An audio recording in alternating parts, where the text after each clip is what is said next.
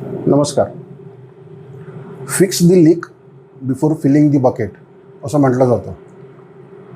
Bucket बादली भरण्याच्या आधी त्याला असलेलं छिद्र बुजवायला लागतं. हॉटेल आणि रेस्टॉरंट व्यवसायामध्ये अशी बरीच छिद्र असतात, बरेच लिकेजेस असतात. त्याच्यामुळे असे लिकेजेस हे आधी बुजवणं हे फार महत्त्वाचं ठरतं. बरेच वेळा काय होतं की आपण नवीन नवीन सिस्टीम, नवीन नवीन पॉलिसीज आपण स्टाफवरती लादत असतो आणि याने आपण विचार करतो की ह्या सिस्टीमचा कामाला येतील आणि यांनी आपण चांगलं काम करू शकू. पण तसं होत नाही. सिस्टीमचा आणि त्या सर्व पॉलिसीजचा स्टाफच्या डोक्यावरती भयंकर लोड होतो. तर मग हे सगळं लोड घेऊन त्यांनी त्यांचं परफॉर्मन्स करणं हे बऱ्याच वेळा डिफिकल्ट जातं. आणि मला असं वाटतं की कदाचित हे एक महत्त्वाचं कारण आहे की ज्यामुळे बरेचसे रेस्टॉरंट हे सक्सेसफुल होऊ शकत नाही आहेत.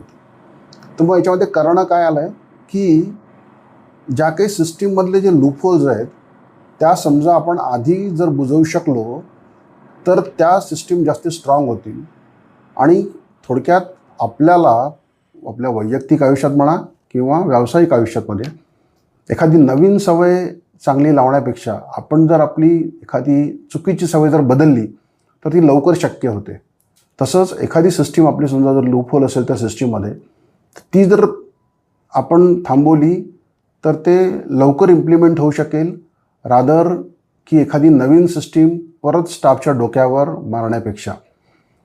तर ही जी एक पॉलिसी आहे ही आमची स्वतःची पॉलिसी आहे. आम्ही ती बरेच वेळा वापरतो आणि अर्थातच ही आली आहे आम्हाला आमच्या अनुभवातनं.